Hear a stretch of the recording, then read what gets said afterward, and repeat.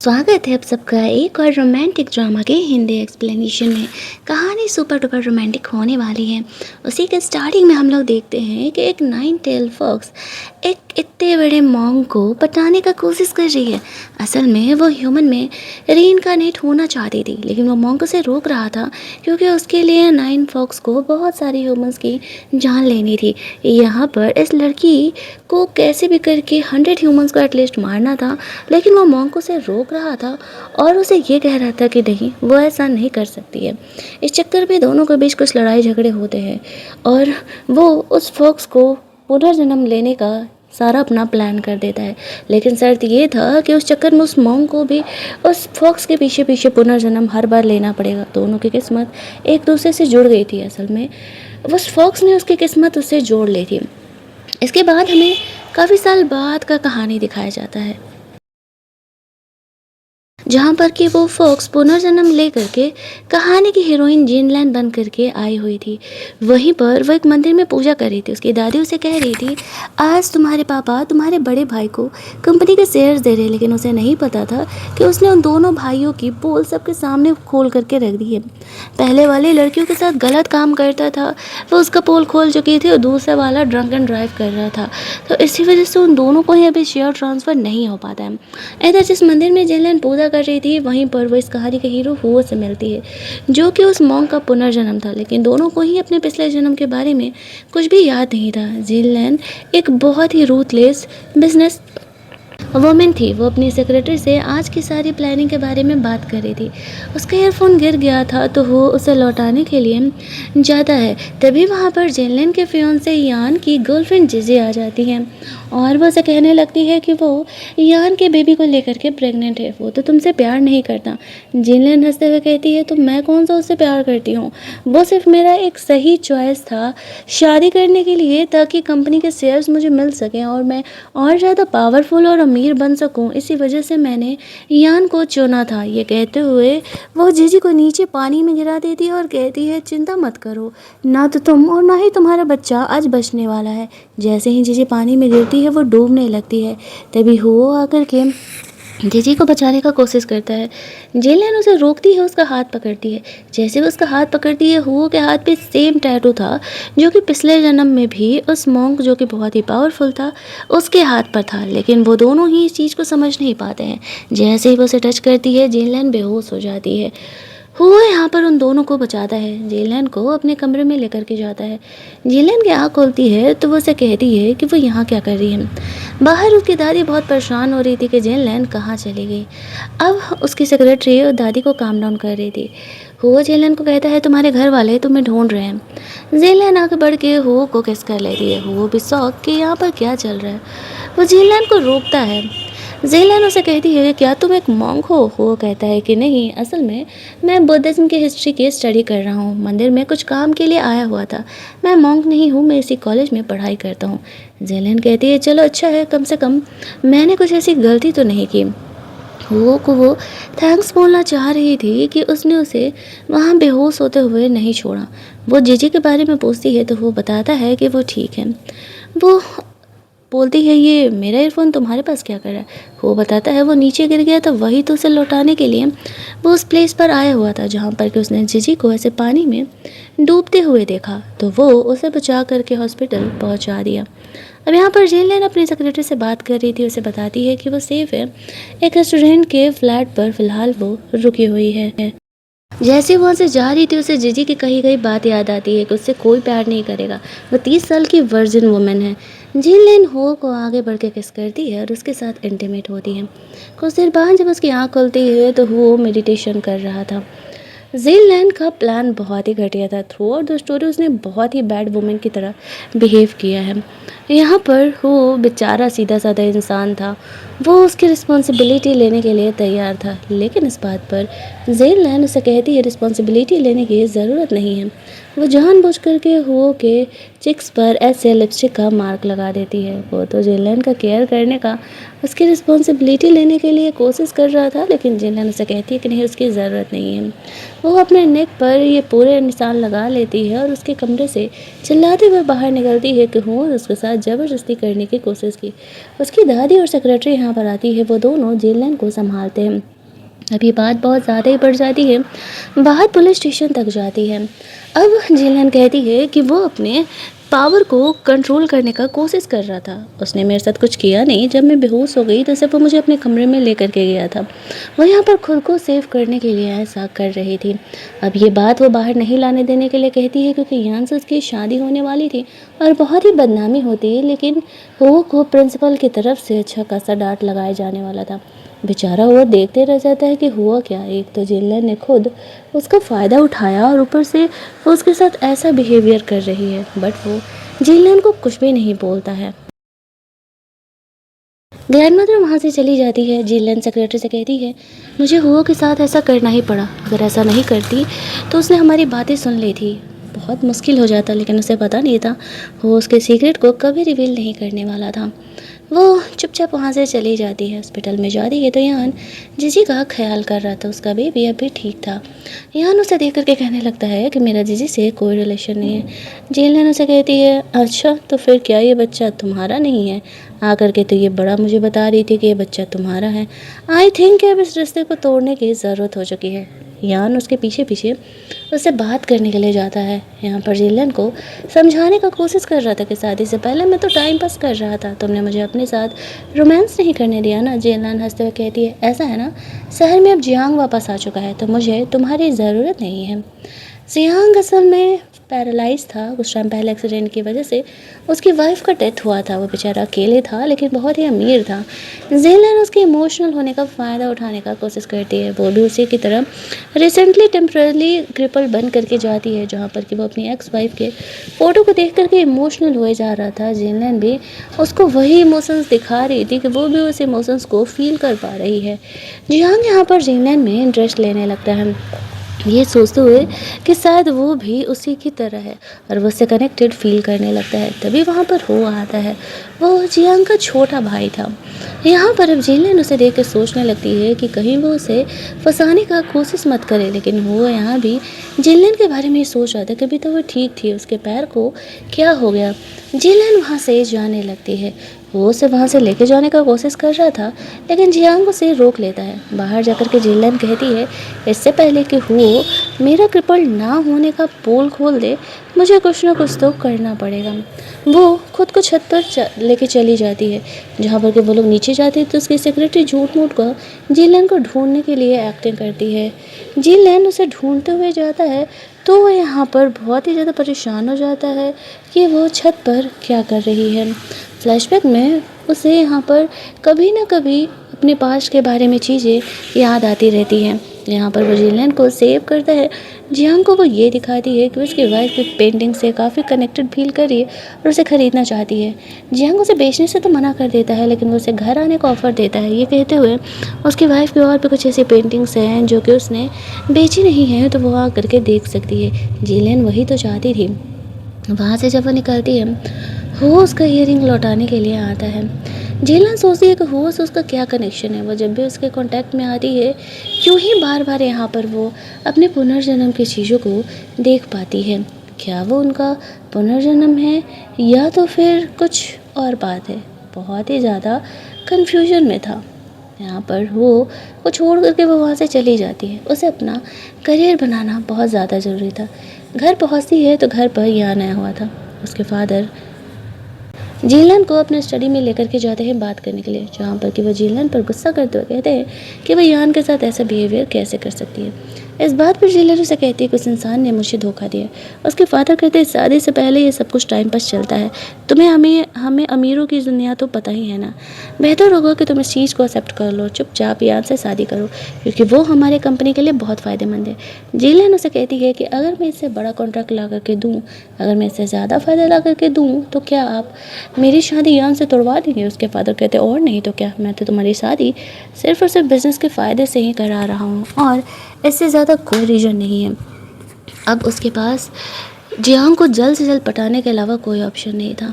वो वही कॉन्ट्रैक्ट पूरा करने में लगी हुई थी। तभी वहाँ पर उसे कॉल आता है और जियांग उसे अपने घर ड्राइंग देखने के लिए बुलाता है। यहाँ पर यान भी आया हुआ था और वह एक तरीके से जेलन को पोक कर रहा था कि वो उसे छोड़कर किसी और से शादी नहीं कर सकती, क्योंकि वो उसके लिए अभी परफेक्ट ऑप्शन है। लेकिन उसे पता चलता है कि जियांग के साथ वो कनेक्टेड होने का कोशिश कर रही है, तो उसे लगने लगता है कि कहीं सच में जियांग और उसका कोई अफेयर चल गया तो फिर उसका तो कोई चांस ही नहीं है। जब वो घर के लिए निकल रही थी तभी वो उसे लेने के लिए आता है। वो बोलता है, मेरे भाई जियांग ने तुम्हें घर लेकर के आने के लिए बोला हुआ है। वो ये भी सोच रही थी कि हुओ ने आखिरकार उसके सीक्रेट को क्यों रिवील नहीं किया। वहीं दूसरी तरफ हम लोग देखते हैं कि वो दोनों घर पहुंचते हैं, जहां पर कि सारे फैमिली मेम्बर्स के साथ वो लोग बैठ करके खाना वाना खा रहे थे। यहाँ पर ये भी बातें निकल रही थी कि आखिरकार वो लड़की कौन है, कि किस लड़की ने यहाँ पर वो को ह्यूमिलिएट किया था और उसे हैरेसमेंट के केस में फंसाया था। जिलियन यहाँ पर थोड़ी सी कॉन्शियस होने लगती है कि कहीं वो यहाँ पर उनके सामने ना बोल दे, लेकिन वो जैसे तैसे करके यहाँ पर टॉपिक बदल देती है। वो और जियांग अब दोनों एंगेज होने का आपस में बात कर रहे थे। जब वो लोग लौट रहे थे तब यहाँ पर वो और जिलियन को अकेले में बात करने का मौका मिलता है, जहाँ पर कि वो जिलियन से कह रहा था कि तुम मेरे भाई से शादी मत करो, पछताओगी। जिलियन उसे कहती है, तुम मेरी हेल्प कर रहे हो या मुझे वार्न कर रहे हो।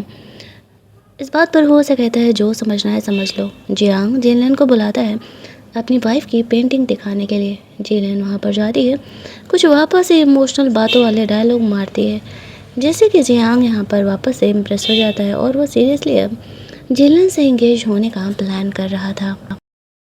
ये सब कुछ होने के बाद जियांग हुओ को कहता है जिलियन को घर छोड़ करके आने के लिए। रास्ते में जिलियन आगे बढ़ के हुओ को किस कर लेती है और कहती है कि मेरे लिए तो ये प्लस पॉइंट ही है, मेरा लवर भी मेरे साथ रहेगा। वैसे एक बात बताओ, ये टैटू तुम्हारे पास कब से है? वो कहता है, ये मेरे बर्थ मार्क की तरह है।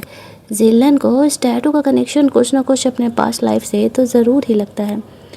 तभी तो वो जब भी उस टैटू को टच करती थी या फिर वो को किस करती थी तो उसे सपने आते थे।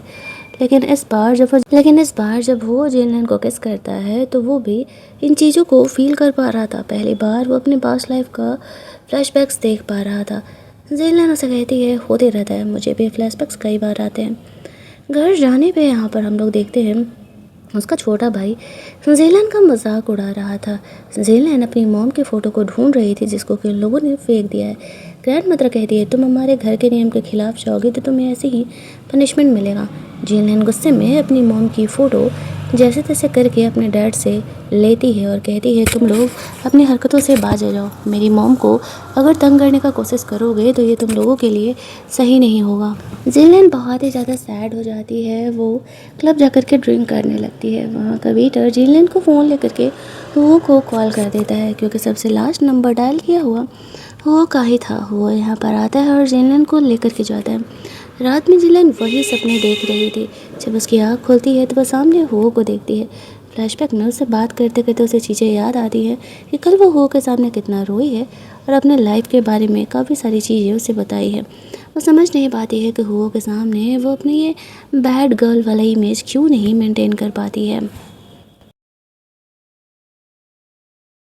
उठ करके वहाँ से वो चली जाती है। यहाँ पर वो को उसके फादर का कॉल आता है और वो उसे कंपनी आकर के संभालने के लिए कह रहे थे, जिसे कि वो मना कर रहा था। उसे कंपनी में कोई इंटरेस्ट नहीं था। दूसरी तरफ हम लोग देखते हैं कि जियांग भी कोई सीधा साधा नहीं है। वो भी जिनलैन का इस्तेमाल कर रहा है। उसे शुरुआत से ही पता था कि जिनलैन उसके साथ माइंड गेम खेल रही है। उसे भी जिनलैन की कंपनी की ज़रूरत थी, दैट्स वाई वो ये सब कुछ गेम खेल रहा था।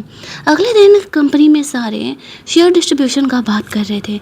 जिनलैन को सब बेकार बता रहे होते हैं, लेकिन तभी वहाँ पर उनकी हेल्प के लिए जियांग हो जाता है। उसके फादर तो ये देख करके बहुत ही खुश हो जाते हैं कि जियांग जिनलैन की कंपनी में इन्वेस्ट करने के लिए तैयार हो चुका है। जियांग की वजह से अब उसके फादर यहाँ पर जिलियन को थोड़ा ज़्यादा ही भाव देने लगे थे। उनके जाने के बाद वो कहते हैं कि तुम्हारी यान की शादी मैं तोड़ रहा हूँ जब तुम यहाँ पर जियांग से इंगेज होने के लिए तैयार हो तो। जब वो वहाँ से लौट रही थी तो वो हो को चुपचाप खड़ा देखती है। उसे हो के लिए बुरा तो लगता है, लेकिन वो क्या ही कर सकती थी, उसे खुद को बचाना ज़्यादा ज़रूरी था। वो हो से कह रही है वो बहुत ही बुरी है, उससे दूर रहे ज़्यादा बेहतर होगा। जब वो अपने ऑफिस में पहुंचती है तो जियांग जेलिन को ये दिखा रहा था कि वो उसके लिए सीरियसली सीरियस है और ये शादी से उन दोनों को ही फ़ायदा होने वाला है। उन दोनों को करीब देख करके यहाँ पर वो कमरे के बाहर से देख रहा था। कहीं ना कहीं जियांग को इस बात का आइडिया था कि वो जेलिन के लिए क्या फील करता है।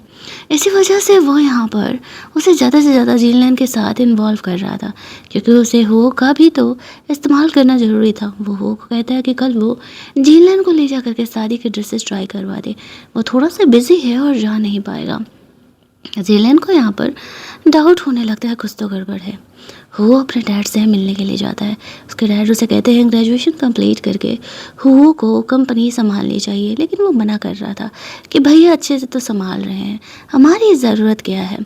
अगले दिन जेलन जब शादी का ड्रेसेस ट्राई कर रही थी तभी वो यहाँ पर लड़का का ड्रेस पहन करके आ जाता है। जेलन उसे कहती है माना कि तुम्हारे भाई ने शादी का ड्रेसेस ट्राई करने के लिए भेजा है, लेकिन इसका ये मतलब नहीं है कि तुम उसका शादी का ड्रेस पहन करके आ जाओ। जेलन गिरने लगती है, हो उसे संभाल लेता है। यहाँ पर कुछ रिपोर्टर्स उनके पिक्चर को क्लिक कर लेते हैं। तब जेलन को डाउट होता है कुछ तो गड़बड़ है। रात में जियांग यहाँ पर जेलन को अपने प्राइवेट विला पर मिलने के लिए बुलाता है। शायद उसने उसके लिए कुछ सरप्राइज प्लान किया हुआ था, लेकिन जब वो उस विला पर जाती है तो असल में उसे वहाँ पर जियांग नहीं वो मिलता है।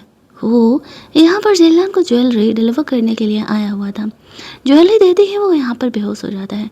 जेलन समझ जाती है कि यहाँ पर एक बहुत बड़ी गड़बड़ी है। वो हो कैसे छोड़ नहीं सकती थी, उसे जल्दी जल्दी कार में ले करके वहाँ से जाने लगती है, जहाँ पर कि उसकी कंडीशन को देख करके वह समझ जाती है कि किसी ने उसे लव पोशन दिया है। वो उसे पूछ रही थी कि वो यहाँ क्या कर रहा है और उसे क्या हुआ है। वो बताता है भैया ने उसे कॉफ़ी पीने के लिए दी थी, उसके बाद उसे काफ़ी चक्कर आने लगा। यहाँ पर वो को वही दवा असर कर रहा था और वो आगे बढ़ के जीलन को किस कर लेता है। जीलन उसे रोकती है। इधर जियांग कुछ रिपोर्टर्स को लेकर के वहाँ पर आ जाता है, लेकिन कार का गेट खोलते हैं उसे सिर्फ और सिर्फ वो मिलता है, ना कि उसे जीलन। जीलन थोड़ी देर बाद बाहर से आते हुए कहती अरे आप लोग यहाँ क्या कर रहे हैं। अब यहाँ पर जियांग को भी लगने लगता है कि उसका प्लान फेल हो गया। असल में वो हो का फीलिंग का इस्तेमाल कर रहा था जीलन के लिए जो था, और वो इस कंपनी के लिए उसे एक कंपनी का सीईओ का पोजीशन नहीं देना चाहता था। इसी वजह से अब हो को ऐसे सिचुएशन में तो छोड़ नहीं सकते थे, उसे हॉस्पिटल लेकर के जाया जाता है। जीलन भी समझ चुकी थी कि ये सब कुछ जियांग ही कर रहा है। वो उसे कहता है कि देखो तुम्हें जो चाहिए वो सिर्फ और सिर्फ मैं ही दे सकता हूँ, तुम इतनी समझदार तो हो कि तुम्हें क्या करना है, अगर मेरे साथ काम करोगी तो बहुत ही फ़ायदे में रहोगी। जीलन यहाँ पर चुप रह जाती है। अब बात थोड़ी अलग थी, कहीं ना कहीं वो हो को पसंद करने लगी थी, लेकिन क्या अपने करियर और अपने प्यार में वो किसी चूज करेगी। तभी वहाँ पर मॉम डैड आते हैं और वो लोग हो के लिए बहुत ही ज़्यादा फिक्रमंद थे। डॉक्टर बताते हैं कि वो ठीक है, और यहाँ पर पूछा जाता है कि क्या हुआ था, तो जेलन उसे कहती है वो मुझे डिलीवर करने के लिए आया था ज्वेलरी, और इसके बाद उसने मेरा फ़ायदा उठाने का कोशिश किया। जो भी डॉक्टर और नर्सेस थे उन्हें वहाँ से भेज दिया जाता है और हो को कमरे में अंदर लेकर के जाया जाता है। वहाँ पर वो जीलन से पूछते हैं वापस से बोलो तुमने क्या कहा। जीलन कहती है मैंने कुछ भी झूठ नहीं बोला, हो ने जो किया वो मैंने कहा दिया। अब जियांग की तरफ वो लोग देख रहे थे तो जियांग अपने माँ बाप से कहने लगता है कि आपको क्या लगता है कि मैंने ये सब कुछ प्लान किया है, भला मैं अपने भाई को मैं क्यों फंसाना चाहूँगा। उसकी फैमिली को डर था कि कहीं ये सच मत हो, उसका भाई ही हो को हर्ट ना करना चाह रहा हो। यहाँ पर वो गुस्सा करने लगते हैं कि अगर ये सच था तो फिर तुमने जीलन को सबके सामने ये बातें कहने के लिए क्यों ही बोली। जियांग जो कुछ भी करना चाहता था उसका plan at the end fail ही हो जाता था। सारे वहाँ से चले जाते हैं, वो उड़ता है। जीलन उसे कहती है कि देखो ऐसा है, मैंने तुम्हें पहले ही कहा था कि मैं बहुत ही बुरी हूँ, तो तुम मुझसे दूर ही रहना। ये कह के वो वहाँ से चली जाती है। रात में उसे वापस से हो के बारे में ही सपने आ रहे थे। वो खुद कन्फ्यूजन में थी कि उसे हो क्या रहा है। वो पानी पीने के लिए उठती है और अब उसे समझ नहीं आ रहा था कि उसे क्या करना चाहिए। हो के साथ जो वो कर रही थी उसे इस चीज़ के लिए बहुत बुरा लगता है। जियांग उसे कॉल करता है और प्लान को आगे बढ़ाने के लिए कहता है। जीलन भी समझ चुकी थी कि ये सब कुछ जियांग का ही प्लान है जो कि वो कर रहा है। अगले कुछ दिनों में उसकी और जियांग की शादी होने वाली थी। जीलन अपनी मॉम के पास जाती है और वहाँ पर बोलती है, डोंट वरी मॉम, मैं अपनी कंपनी में अपना हक लेकर के रहूँगी, भले ही डैड मुझे वो ना देना चाहे। वहीं दूसरे दिन हम लोग देखते हैं कि उनकी शादी हो रही है, जहाँ पर कि जियांग ने जेलन को रिंग पहनाया और उसने उसे एक पेन ड्राइव दिया था सबके सामने प्ले करने के लिए, जो कि उनके कुछ फ़ोटोज़ वीडियोज़ हो सकते थे। फ्लैशबैक में हम लोग देख रहे हैं पिछली रात जिलन यहाँ पर जंग से पूछ रही थी, जब हम साथ काम कर रहे हैं तो मैं जानना चाहूँगी कि तुम हो को कैसे परेशान करने वाले हो शादी वाले दिन। तो वो सब कुछ उसे बता देता है, लेकिन जैसे वो वीडियो चलता है वो वीडियो यहाँ पर असल में वो प्ले हो जाता है जो कि जियांग ने कल रात बोला था। फ्लैशबैक में कुछ घंटे पहले हम लोग वापस देखते हैं जब जेलन रेडी हो रही थी तब वो उससे मिलने के लिए आया था। जेलन आगे बढ़ के हुओ को किस कर लेती है। वो बंदा इतना अच्छा था कि हर बार जेलन ने ही रोमांस इंटीमेसी इनिशिएट किया था, फिर भी वो रिस्पॉन्सिबिलिटी लेने के लिए तैयार रहता था। वो तो उससे शादी तक करने के लिए रेडी था। तो कहानी प्रेजेंट में आता है जहाँ पर कि जब ये बात जियांग की सच्चाई सबके सामने आती है तो जियांग समझ जाता है कि जेलन ने उसे धोखा दे दिया। वो हुओ के साथ काम कर रही थी, लेकिन हुओ को इस बारे में कोई आइडिया नहीं था। उसके फादर जियांग पर बहुत गुस्सा कर रहे थे कि वो तुम्हारा भाई है, तुम क्रिपल लो, इसी वजह से सिर्फ थोड़े से ज़्यादा शेयर में उसे दे रहा था, तो तुम्हें किस बात की प्रॉब्लम थी। जियांग कहता है, शुरुआत से ही तो आप लोगों ने यही किया है, मैं किसी कंपेयर में अच्छा नहीं हूँ हुओ से, इसी वजह से आप लोगों ने मुझे मेरा हक नहीं दिया। शादी तो टूट ही जाती है, जियांग को घर से निकाल दिया जाता है उसकी इन हरकतों की वजह से। शादी टूटने की वजह से जिनलिन के फादर भी उसे बहुत ज़्यादा ही डांट लगाते हैं, थप्पड़ भी मार देते हैं, उसे भी घर से निकाल देते हैं, ये कहते हुए कि तुमसे बड़ी बेवकूफ़ लड़की मैंने आज तक अपने लाइफ में नहीं देखी। उसका भाई भी मजाक उड़ा रहा था, जिस चीज़ के लिए तुमने ये सब कुछ किया वो तो एट द एंड तुम्हें मिला ही नहीं। यहाँ पर जिनलिन को घर से निकाल दिया जाता है। वो अपने सामान लेकर के जा रही थी, उसके फैमिली वाले इतने बुरे थे कि उसके कपड़े तक उतारने के लिए उसे बोल देते हैं। यहाँ पर जिनलिन वही करती है, सब कुछ खोल करके आगे बढ़ने लगती है सिर्फ इनरवेयर पर। तभी हो यहाँ पर आ जाता है और उसे अपना जैकेट ऑफर कर देता है। उसका जैकेट पहनने के बाद जिनलिन तो उनके दिए हुए इनरवेयर तक फेंक करके वहाँ से चली जाती है।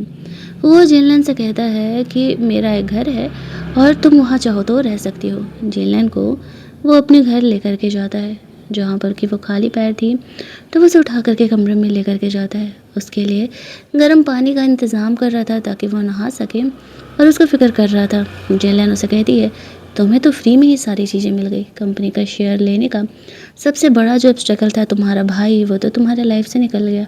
तुम्हें क्या लगता है तुम ये इतना इनोसेंट होने का एक्ट करोगे और मैं तुम्हारे एक्ट को नहीं समझूंगी? मुझे सब पता है, तुम्हारे भाई ने सही कहा था, तुम बहुत ही बड़े ड्रामेबाज हो। अगली सुबह जिलन जब ऑफिस जा रही थी तो हो का बटलर उसे कार की चाबी देता है। जिलन कार लेकर के ऑफिस के लिए पहुंचती है, जहाँ पर कि वो अपना सील लेने के लिए आए हुए थे। उसके भाई लोग उसका मजाक उड़ा रहे थे, लेकिन तभी हुआ यहाँ पर आता है और वो उसके फादर को कहता है कि वो सिर्फ और सिर्फ जिलन के लिए इस कंपनी में कॉपरेट करने के लिए तैयार है। सारे खुश हो जाते हैं, उन्हें लगता है कि कॉपरेशन तो उन्हें मिल रहा है और उन्हें कॉपरेशन से ही मतलब है। लेकिन जिलन उसे कहती है, शायद आप लोग भूल रहे हो कि कल रात ही मैंने आपसे रिश्ते नाते तोड़ लिए हैं, और जब रिश्ते नाते तोड़ लिए हैं तो फिर तो कोई चांस ही नहीं बनता है कि मैं यहाँ पर आपकी कंपनी के लिए ये सब कुछ करूँगी। तो बेहतर होगा कि आप लोग भी सपने सजाना छोड़ दो। ये कह के वो वहाँ से निकल जाती है। जब वो जाती है तो उसके पीछे पीछे वो भी आ जाता है, ये कहते हुए जहाँ जिलन नहीं है वहाँ पर तो वो कॉपरेट नहीं करने वाला है। जिलन वहाँ से जा रही थी तो वो उसके पीछे पीछे जाता है। उसे लगा था कि शायद अभी उसके पास कोई नहीं है तो वो उसके पास रहेगी, लेकिन जिलन उसे क्लियर कर देती कि नहीं, शुरुआत से लेकर के आज तक मैंने सिर्फ पावर और पैसे के लिए ही लड़ाई की है, लेकिन अब शायद ये सब कुछ मुझे नहीं चाहिए, मैं खुद अपनी लाइफ की एक नई शुरुआत करूँगी। जिलन के दिया हुआ कार भी वो लौटा देती है और वहाँ से चली जाती है। हुओ के घर से वो अपना थोड़ा मोड़ा सामान लेगी और वहाँ से चली जाएगी। हुओ जिलन को अपने साथ रखना चाहता था, लेकिन उसके साथ रहने के लिए तैयार ही नहीं थी। घर से सामान लेकर के निकल रही थी। घर का बटलर उसे हुओ जो कंपनी का सीईओ बनने वाला था वहाँ पर उस पार्टी का इन्विटेशन देता है। जिलन नहीं जाना चाह रही थी तो वो कहता है कि वो चाहता है कि वो बस लास्ट टाइम ये पार्टी अटेंड कर लें। जिनलैन रेडियो की पार्टी में पहुंच जाती है। पहले तो वो गुड न्यूज़ देता है कि वो यहाँ पर कंपनी का सीईओ बन रहा है। दूसरा गुड न्यूज़ देता है कि वो अपनी बचपन की दोस्त से इंगेज हो रहा है, जिसे देख करके ना जाने क्यों जिनलैन का दिल टूट जाता है और उसे बहुत ही बुरा लगने लगता है। एंगेजमेंट वगैरह यहाँ पर इनका अनाउंस होता है। जिनलैन जाने लगती है। वो समझ जाती है कि वो उसे ये दिखाने के लिए आया हुआ था। यहाँ पर वो जिनलैन को ये दिखाता है, अरे वो कपल डांस करने वाले हैं, वो तो देखते हुए जाए। जिनलैन वहीं वेट करती है। दोनों थोड़ी देर डांस कर रहे थे। जिनलैन को रहा नहीं जाता है तो वो वहाँ से उठ करके चली जाती है। उसे समझ नहीं आ रहा था कि शायद उसे प्यार हो गया, इस वजह से वो उसे किसी और लड़के के साथ नहीं देख सकती है। जैसे ही वो होटल के कमरे में पहुँचती है, वो उसे मिलने के लिए आ जाता है। वो यहाँ पर जिनलैन से कहता है, क्या हुआ, तुम्हें क्या लगा मैं सच में तुमसे प्यार करता हूँ? मैं तो इनोसेंट होने की एक्टिंग कर रहा था। सही कहा था तुमने, मैं तुम्हारे लिए जाल बिछा रहा था। तुमने मुझे जानबूझ करके अप्रोच किया था। शुरुआत से ही सब कुछ एक प्लान था। मुझे सारी चीज़ें आसानी से मिल जाए, मुझे बुरा बनने की ज़रूरत भी नहीं पड़ी। और देखो, मैं अपनी पसंदीदा लेडी से शादी भी कर रहा हूँ। मेरे पास पैसा है, पावर है। तुम्हारे पास क्या है? कुछ नहीं। तुमने जो कुछ शुरुआत से मेरे साथ किया था, मुझ पर हैरेसमेंट का केस लगाया था, उन सब हर एक चीज़ का बदला मैं एक एक करके लूँगा तुमसे। बस तुम देखती जाओ। जिनलैन ने ये उम्मीद नहीं किया था कि वो सच में ऐसा निकलने वाला है। उसकी फियांसे उसे ढूंढते हुए आती है तो वो उसे बहाना कर देता है कि वो थोड़ी ही देर में बाहर आ रहा है। जिनलैन जानती थी कि वो हो से पीछा नहीं छोड़ा सकती है। बाहर जाती है। उसका भाई वापस आ चुका था, जिसको उसने कहानी के शुरुआत में जेल भेजा था, और अब वो जिनलैन को नहीं छोड़ने वाला था। मुझसे कहते, तुम्हें क्या लगता है मेरे डैड को पता नहीं था कि मैं क्या कांड कर रहा हूँ? वो तो चीज़ों को कवर अप कर रहे थे शुरुआत से, क्योंकि वो मुझे ही कंपनी में जॉब देना चाहते थे। वो जिनलैन को जान से मार देने का कोशिश करता है। जिनलैन भी खुद को बचाने का कोशिश नहीं कर रही थी, लेकिन तभी जियांग वहाँ पर आता है। जिनलैन को सेव करता, उसे ऑफर करता है, हम दोनों एक ही तरीके का इंसान है। मैं तुम्हें अब भी मौका दे रहा हूँ, मेरे साथ काम करो और हमें जो चाहिए वो तो हम अपने हक की चीज़ें वापस ले लेंगे। मेरे पेरेंट का क्या है, आज गुस्सा है कल मान जाएंगे। आखिरकार मैं उनका बड़ा बेटा जो हूँ। कुछ सोचने के बाद जिनलैन वहाँ से निकल करके चली जाती है।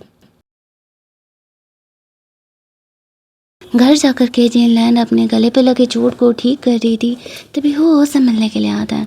वो उससे कहता है, तुमने उस रात जो मेरे साथ मेरे कमरे में किया था, मैं उस चीज़ का बदला लेने के लिए आया हुआ हूँ। ये कहते हुए वो जिनलैन को किस करने लगता है।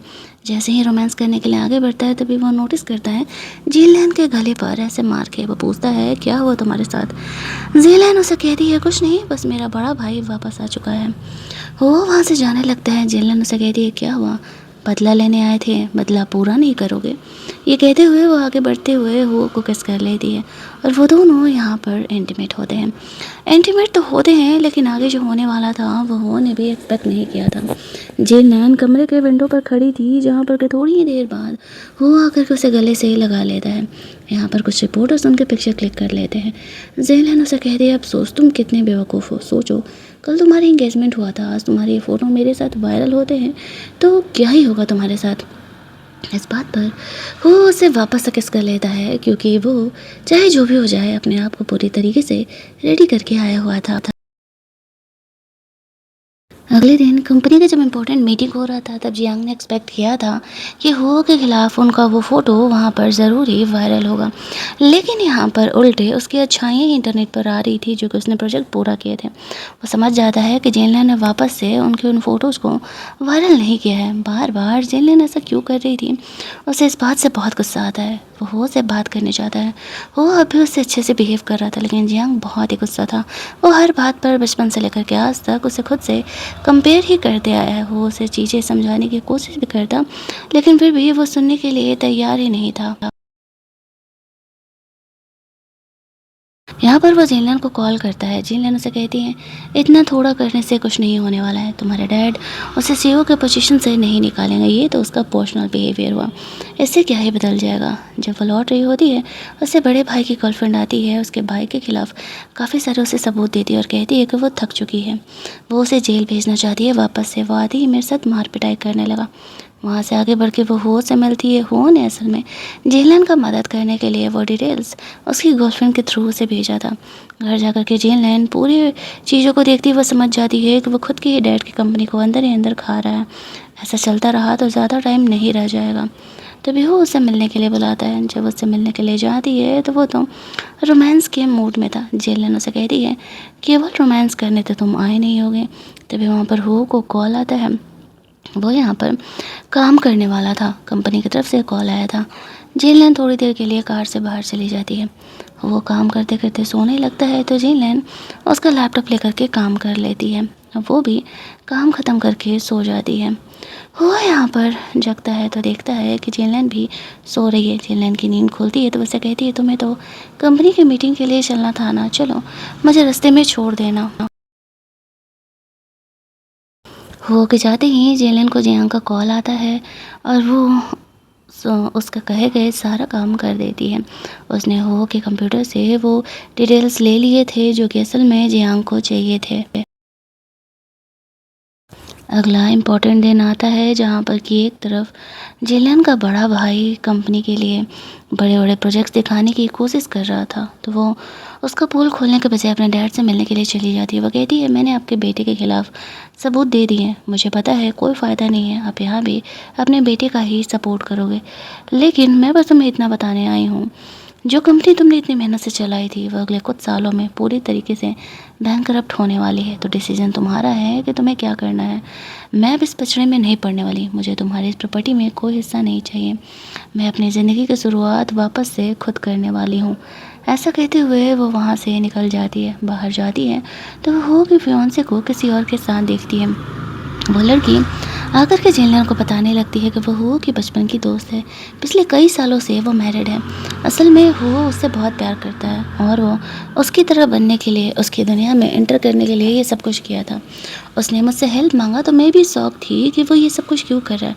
वो बताता है कि अगर वो जेनलैन की तरह नहीं बनेगा तो जेनलैन उसे अटेंशन नहीं देगी, इसी वजह से वो सिर्फ और सिर्फ तुम्हारा अटेंशन सीख करने के लिए तुम्हारी तरह बनने का कोशिश कर रहा है। वो तुमसे बहुत प्यार करता है, हो सके तो उसे समझने का कोशिश करना। और वो खुद भी कन्फ्यूजन में थी कि आखिरकार यहाँ पर चल क्या रहा है, क्या वो बंदा सच में उससे इतना ज़्यादा प्यार करता है। वहाँ से निकल करके वो जियांग को वो पेन ड्राइव दे देती है और कहती है सोच समझ करके डिसीजन लेना कि क्या करना तुम्हारे लिए सही है।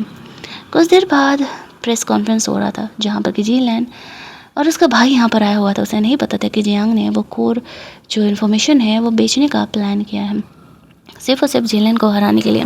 वहाँ पर जेनलैन अनाउंस करता है कि वो अपनी स्टडी आगे कंटिन्यू करने वाला है। उसके भाई की तबीयत बीच में ठीक नहीं थी, इसी वजह से वो अपनी स्टडी को बीच में छोड़ करके यहाँ पर आया था कुछ दिनों के लिए कंपनी संभालने के लिए।